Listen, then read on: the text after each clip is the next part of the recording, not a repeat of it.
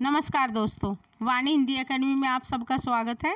आज हम हिंदी का प्रैक्टिस सेट 6 करेंगे जिसमें 50 क्वेश्चन होंगे। चलिए करते हैं। क्वेश्चन नंबर 1, परवासी के गीत किसकी रचना है? परवासी के गीत सी नरेंद्र शर्मा जी की रचना है। इनकी अन्य रचनाएं प्रभात फेरी, प्लास वन और हंसमाला है। क्वेश्चन नंबर 2, कामायनी के प्रथम सर्ग का शीर्षक क्या है? डी चिंता। कामायनी के प्रथम सर्ग का शीर्षक चिंता है। कामायनी का अंतिम सर्ग आनंद है। कामायनी में 15 सर्ग हैं। ये जयशंकर प्रसाद जी का छायावादी महाकाव्य है। क्वेश्चन नंबर 3, स्वच्छंदतावाद की विशेषता नहीं है। स्वच्छंदतावाद आधुनिक छायावादी काव्यधारा है। इसमें डी ब्रज भाषा में रचना नहीं हुई है। छायावादी काव्यधारा में खड़ी बोली में रचना हुई है। 3 में डी ब्रज भाषा में रचना, ये इसकी विशेषता नहीं है। क्वेश्चन नंबर 4, परिमल किस कवि की रचना है? डी परिमल सूर्यकांत त्रिपाठी निराला की रचना है। इनकी अन्य रचनाएं अनामिका, गीतिका, तुलसीदास आदि हैं। क्वेश्चन नंबर 5, सुमित्रानंदन पंत की प्रथम रचना है।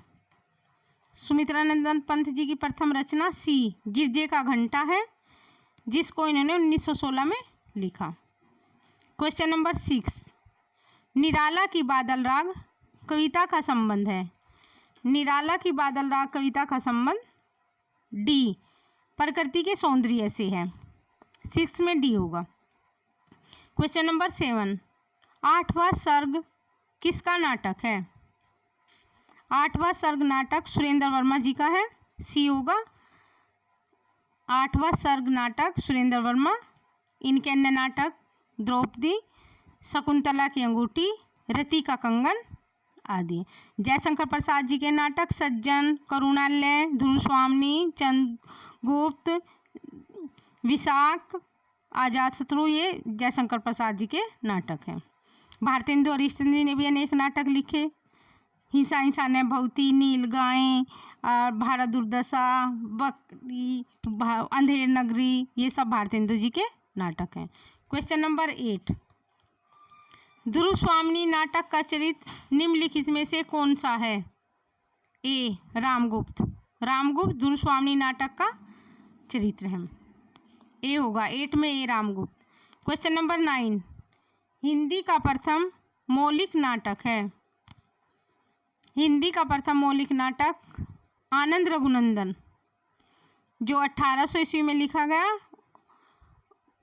आनंद रघुनंदन को रीवा नरेश विश्वनाथ सिंह ने लिखा, जो हिंदी का प्रथम मौलिक नाटक है। क्वेश्चन नंबर 10, हमारी यात्रा के यात्रा वृत्तांतकार हैं। हमारी यात्रा के यात्रा वृत्तांतकार हैं सी लोचन प्रसाद पांडे। क्वेश्चन नंबर 11, भारतेंदु ने अपने किस नाटक को नाट्य रासक व लास्य रूपक कहा है? डी भारत दुर्दशा। भारतेंदु जी ने अपने भारत दुर्दशा नाटक को नाट्य रासक व लास्य रूपक कहा है। क्वेश्चन नंबर 12, हानूस नाटक के रचनाकार हैं। हानूस नाटक के रचनाकार भीषम साहनी जी हैं। भीषम साहनी के अन्य नाटक कबीरा खड़ा बाजार में और हानूस भीषम साहनी जी के नाटक हैं। रमेश बख्शी जी के नाटक देवयानी का कहना, तीसरा हाथी। मोहन राकेश के नाटक आषाढ़ का एक दिन, आधे अधूरे और लहरों के राजहंस, मोहन राकेश के नाटक हैं। क्वेश्चन नंबर 13, विश्वामित्र नाटक के लेखक हैं। विश्वामित्र नाटक के लेखक बी उदयशंकर भट्ट हैं। क्वेश्चन नंबर 14, उलट बासियाँ किसने लिखी? ए उलट बासियाँ कबीर जी के द्वारा उलट बासियाँ लिखी गई। उलट बासियों में क्या होता है? जैसा बोला जाता है अर्थ उनके विपरीत होता है। क्वेश्चन नंबर 15, कबीर की भाषा के संदर्भ में कौन सा वाक्य गलत है? मतलब कबीर की भाषा की क्या विशेषताएं नहीं थी? कबीर की भाषा सी साहित्यिक कोमलता, कबीर की भाषा में साहित्यिक कोमलता नहीं थी। भाषा में खरापन था, कहीं कहीं भाषा में गंवारू लगती थी। कबीर की भाषा को श्याम सुंदर दास जी ने पंचमेली खिचड़ी का इसलिए कहा है क्योंकि उनकी भाषा में अनेकों भाषाओं के शब्द थे और ग्रामीण अंचल के शब्द भी उनकी भाषा में होते थे। कबीर की भाषा में अक्खड़पन है, ये भी बिल्कुल सही है। कबीर की भाषा की विशेषता साहित्यिक कोमलता नहीं थी। 15 में सी। क्वेश्चन नंबर 16, विशिष्टाद्वैतवाद के प्रशोष्ता आचार्य हैं? रामानुजाचार्य। रामानुजाचार्य जी विशिष्टाद्वैतवाद के आचार्य हैं। ए होगा, 16 में ए होगा। शंकराचार्य का द्वैतवाद, मध्वाचार्य का द्वैतवाद। क्वेश्चन नंबर 17, निम्नलिखित में से एक सही युग्म है? 3 गलत है, 1 सही है। डी होगा, डी वल्लभाचार्य शुद्धाद्वैतवाद, डी सही है।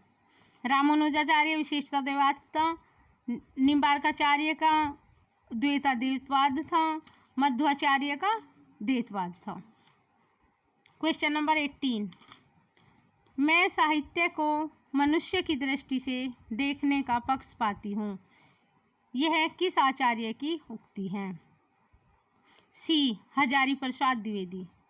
मैं साहित्य को मनुष्य की दृष्टि से देखने का पक्षपाती हूँ, हजारी प्रसाद द्विवेदी जी ने कहा है। क्वेश्चन नंबर 19,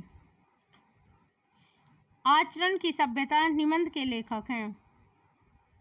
आचरण की सभ्यता निबंध के लेखक सरदार पूर्ण सिंह, अध्यापक पूर्ण सिंह। बी इनके अन्य निबंध सच्ची वीरता, पवित्रता, मजदूरी और प्रेम, कन्यादान, अमेरिका का मस्त योगी, वाल्ट व्हिटमैन, ये अध्यापक पूर्ण सिंह के सभी निबंध हैं। क्वेश्चन नंबर 20, सूर के भ्रमर गीत के संदर्भ में संवेदना और शिल्प की दृष्टि से कौन सा तथ्य सही नहीं है? बी क्रूरता, क्रूरता तथ्य सही नहीं है। क्वेश्चन नंबर 21, निम्नलिखित में से कौन कृष्ण भक्ति काव्य का कवि नहीं है? डी सुंदरदास, सुंदरदास कृष्ण भक्ति काव्य का कवि नहीं है। सुंदरदास जी संत काव्यधारा के कवि हैं। ये संत सभी संतों में सबसे ज़्यादा शिक्षित थे और दादू दयाल के शिष्य थे। क्वेश्चन नंबर 22, ध्रुव चरित्र के रचयिता हैं? सी नरोत्तम दास, ध्रुव चरित्र के रचयिता हैं। नरोत्तम दास जी की अन्य रचनाएं सुजान चरित, विचारमाला और ध्रुव चरित्र नरोत्तम दास जी की रचनाएं हैं। क्वेश्चन नंबर 23, 84 वैष्णव की वार्ता का संबंध किस संप्रदाय से है? 84 वैष्णव की वार्ता का संबंध डी वल्लभ संप्रदाय से है। 84 वैष्णव की वार्ता और 252 वैष्णव की वार्ता का संबंध वल्लभ संप्रदाय से है। ये गोकुलनाथ के द्वारा लिखी गई है। क्वेश्चन नंबर 24, तुलसीदास की भक्ति किस प्रकार की है? तुलसीदास की भक्ति दास्य भाव की है। सी दास्य भाव। क्वेश्चन नंबर 25, अवधी व ब्रज भाषा दोनों में रचना करने वाले कवि हैं? अवधी और ब्रज दोनों में रचना करने वाले कवि तुलसीदास जी हैं। बी तुलसीदास जी ने अवधी और ब्रज दोनों भाषाओं में रचना की है। अवधी में इन्होंने रामचरितमानस महाकाव्य की रचना की और ब्रज भाषा में विनय पत्रिका, गीतावली, कवितावली सब आदि रचनाएं की। क्वेश्चन नंबर 26, रामचरितमानस किस भाषा में लिखी गई रचना है? सी रामचरितमानस अवधी भाषा में लिखी गई रचना है। ये महाकाव्य है और तुलसीदास जी द्वारा लिखा गया है। क्वेश्चन नंबर 27, चंदायन किस कवि की रचना है? डी चंदायन मुल्ला दाऊद जी की रचना है। ये एक सूफी काव्यधारा के कवि हैं मुल्ला दाऊद जी, और सभी कवि इसमें सूफी काव्यधारा से हैं। मलिक मोहम्मद जैसी ने पद्मावत, कुतुबन ने मर्गावती, मंझन ने मधुमालती, सभी प्रेमार की शाखा के कवि हैं। और पद्मावत, क्वेश्चन नंबर 28, पद्मावत किस भाषा में लिखा गया है? सी, पद्मावत अवधी भाषा में लिखा गया है। पद्मावत को मलिक मोहम्मद जैसी जी ने लिखा है, जो 1540 में। क्वेश्चन नंबर 29, अमिट रेखाएं संस्मरण के रेखा चित्रकार हैं। अमिट रेखाएं संस्मरण के रेखा चित्रकार हैं B, Satyavati Mallik. Question number 30, गेहूं और गुलाब की रचना किस विधा में की गई है? गेहूं और गुलाब की रचना डी, इनमें से कोई नहीं। गेहूं और गुलाब की रचना रेखा चित्र है। गेहूं और गुलाब रेखा चित्र। क्वेश्चन नंबर 30 में डी होगा। क्वेश्चन नंबर 31, निम्नलिखित में से कौन सा कवि रीतिबद्ध परंपरा में है? 31 में सी, मतीराम। मतीराम रीतिबद्ध परंपरा के कवि हैं। बिहारी लाल रीति सिद्ध और घनानंद और आलम रीति मुक्त के कवि हैं। क्वेश्चन नंबर 32, घनानंद किस वर्ग के कवि हैं? बी, घनानंद रीति मुक्त कवि हैं। धनानंद, बोधा, आलम ठाकुर, ये सभी रीति मुक्त कवि हैं। क्वेश्चन नंबर 33, रीति काल को श्रृंगार काल कहा है। रीति काल को श्रृंगार काल बी, आचार्य विश्वनाथ मिश्र ने कहा है। क्वेश्चन नंबर 34, रीति काल की विशेषताओं के संदर्भ में निम्नलिखित में से एक विशेषता गलत है, उस विशेषता का चयन कीजिए। सी, रीतिकाल में प्रकृति का आलंबन रूप में वर्णन हुआ है। ये रीतिकाल की विशेषता नहीं है, अन्य सभी रीतिकाल की विशेषता है। जैसे रीतिकाल में अलंकरण की प्रधानता है, बिल्कुल सही है। रीतिकाल में प्रमुख भाषा ब्रज भाषा है, ये भी बिल्कुल सही है। डी, रीतिकाल में लक्षण ग्रंथों की प्रमुखता है, ये भी बिल्कुल सही है।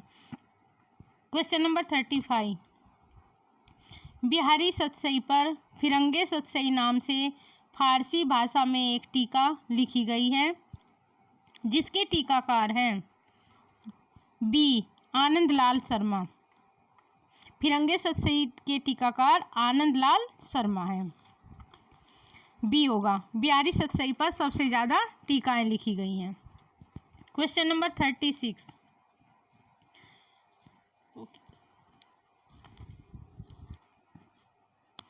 क्वेश्चन नंबर 36, राहुल सांस्कृत्यायन की आत्मकथा का नाम है। 36 में बी होगा, मेरी जीवन यात्रा। राहुल सांस्कृत्यायन जी की आत्मकथा है, जो 5 खंडों में है। क्या भूलू क्या याद करूँ, हरिवंश राय बच्चन की आत्मकथा है। क्वेश्चन नंबर 37, बकरी विलाप किसकी काव्य करती है? ए, भारतेंदु हरिश्चंद्र जी की काव्य करती बकरी विलाप है। 37 में ए होगा। 38, नील कुसुम किसका काव्य संग्रह है? 38, नील कुसुम किसका काव्य संग्रह है? ए, दिनकर जी का। नील कुसुम दिनकर जी का काव्य संग्रह है, जिसको दिनकर जी ने 1955 में लिखा है। 39, हिंदी में हिंदी साहित्य का इतिहास सबसे पहले किसने लिखा? हिंदी में हिंदी साहित्य का इतिहास सबसे पहले बी, शिव सिंह सेंगर जी ने लिखा। क्वेश्चन नंबर 40, हिंदी साहित्य का पहला इतिहास लिखा गया था। हिंदी साहित्य का पहला इतिहास सी फ्रेंच भाषा में लिखा गया था। गार्सद ताशी द्वारा फ्रेंच भाषा में लिखा गया था हिंदी साहित्य का पहला इतिहास। Question number 41, the modern vernacular literature of Hindustan, Hindi साहित्य के इतिहास ग्रंथ के लेखक का नाम है। ए जॉर्ज ग्रियर्सन, 41 में ए होगा। The modern vernacular literature of Hindustan के लेखक जॉर्ज ग्रियर्सन हैं। क्वेश्चन नंबर 42, इनमें से एक कृति जीवनी नहीं है, अर्थात इसमें 3 जीवनी है, एक जीवनी नहीं है। सी 42 में सी अन्या से अनन्या, ये प्रभा खेतान की आत्मकथा है। 42 में सी होगा। आवारा मसीहा शरतचंद्र की जीवनी है। कलम का सिपाही प्रेमचंद की जीवनी है। शिखर से सागर तक आज्ञे जी की जीवनी है। क्वेश्चन नंबर 43, कौन रसवादी आलोचक कहे जाते हैं? बी डॉक्टर नगेंद्र रसवादी आलोचक कहे जाते हैं। डॉक्टर नगेंद्र जी की रस सिद्धांत एक फेमस रचना है। क्वेश्चन नंबर 44, वीरगाथा काल के प्रसिद्ध प्रबंध काव्य का क्या नाम है, जो वीरगाथा काल में लिखा गया है? बी पृथ्वीराज रासो, पृथ्वीराज रासो वीरगाथा काल का प्रसिद्ध प्रबंध काव्य है, जिसको चंद्रवरदाई जी ने लिखा है। बी होगा। 44 में बी होगा। पद्मावत सूफी काव्य का महाकाव्य है, जिसको जयसी ने लिखा है। कामायनी छायावादी महाकाव्य है, जिसको प्रसाद जी ने लिखा है। और रामचरितमानस महाकाव्य है, जिसको तुलसीदास जी ने लिखा है। क्वेश्चन नंबर 45, सिद्ध कवि सरहप्पा की रचना का क्या नाम है? सी सरहप्पा की रचना दोहा कोश है। सरहप्पा को हिंदी के प्रथम कवि माना गया है और इनकी रचना दोहा कोश है। 45 में सी होगा। क्वेश्चन नंबर 46, सिद्धों में प्रचलित महामुद्रा शब्द का अभिप्राय है। 46 में सी होगा। सिद्धि प्राप्ति हेतु स्त्री संसर्ग, सी होगा। 46 में सी होगा। 47, कोल ज्ञान निर्णय के रचनाकार हैं। कोल ज्ञान निर्णय के रचनाकार मत्स्येंद्रनाथ हैं, सी होगा। मत्स्येंद्रनाथ कोल ज्ञान निर्णय के रचनाकार हैं। 47 का सी। 48, जब द्रास वाटालिक टाइगर हिल की सीमा लगी लरजने, जब शहादत लेती हिमगिरी की चट्टानें लगी गरजने, तब जाग उठे ये शेर बब्बर, पुरुष हुंकार उठा था, मातृभूमि की बलिवेदी पर लहू पुकार उठा था। उपयुक्त काव्य पंक्तियों में कौन सा काव्य गुण व्यंजित हो रहा है, मतलब इन पंक्तियों में कौन सा काव्य गुण है? ओज, बी ओज होगा। क्वेश्चन नंबर 49, निम्नलिखित में से किस आचार्य ने अलंकार और अलंकार्य में अभेद माना है? 49 में डी होगा। आचार्य रामचंद्र शुक्ल। क्वेश्चन नंबर 50, सुंदर है विहग सुमन, सुंदर मानव तुम सबसे सुंदरतम, कौन सा काव्य दोष है? इसमें अधिक पदत्व काव्य दोष है। 50 में 1 होगा। अधिक पदत्व काव्य दोष है। जैसे सुमन सुंदर, मानव सुंदर, तुम सबसे सुंदरतम, जो सुंदरतम शब्द है वो सबसे सुंदर होता है, तो इसमें सबसे शब्द मतलब सबसे की यहाँ उपयुक्त नहीं है, इसके यहाँ कोई महत्व नहीं है। सुंदरतम का मतलब ही सबसे सुंदर होता है, अतः ये अधिक है, यहाँ अधिक पदत्व है, बेफालतू में लगाया गया, इसका कुछ मतलब नहीं है। यहाँ सुंदरतम सबसे सुंदर होता है और इसको अधिक पदत्व दोष है। ए होगा। 50 में ए होगा। Thank you for watching.